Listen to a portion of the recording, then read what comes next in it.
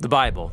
It's one of the most influential books in human history. It explores the big questions of why we exist. It's inspired many people to do amazing things. And confused many others. And you've probably got one sitting around somewhere. So, what is the Bible actually?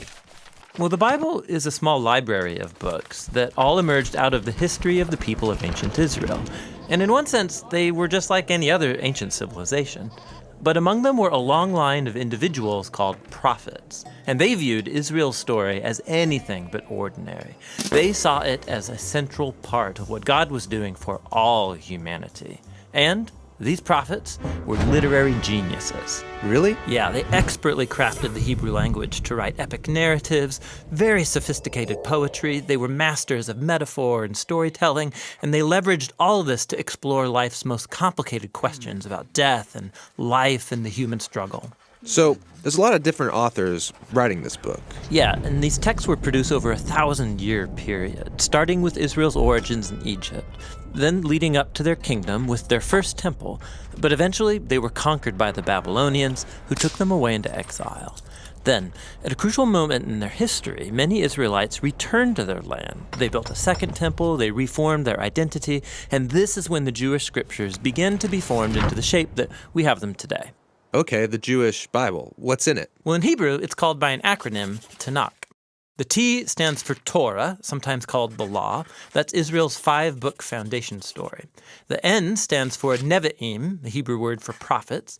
And this section consists of the historical books that tell Israel's story from the prophet's point of view. Then you get the poetic books of the prophets themselves. The K stands for Ketuvim, the Hebrew word for writings. This is a diverse collection of poetic books, wisdom books, and more narrative.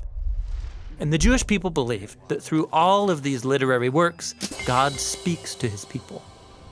Now, there were other Jewish writings being produced during this Second Temple period as well. Yeah, a really diverse group of texts. And these too were highly valued in Jewish communities. And there was debate from ancient times about whether or not some of these should be considered part of their scriptures. So, this is a lot of different writings over a long period of time. Why did they put them all together like this? Well, altogether, these texts tell an epic story about how God is working through these people to bring order and beauty out of the chaos of our world.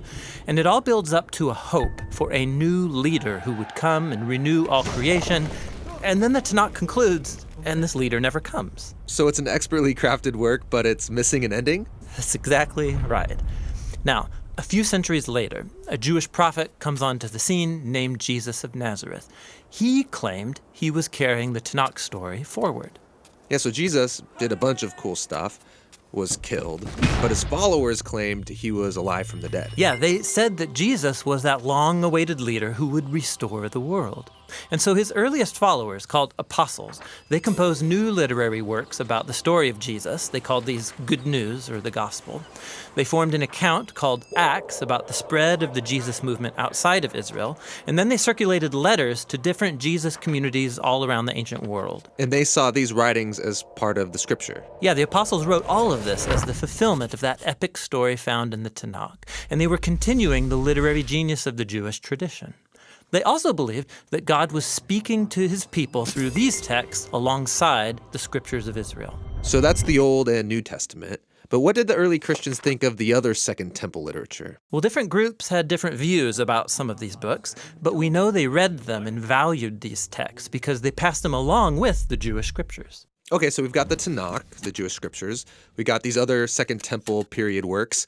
Then the writing of the apostles about Jesus. And that's a lot of literature, so what's in my Bible?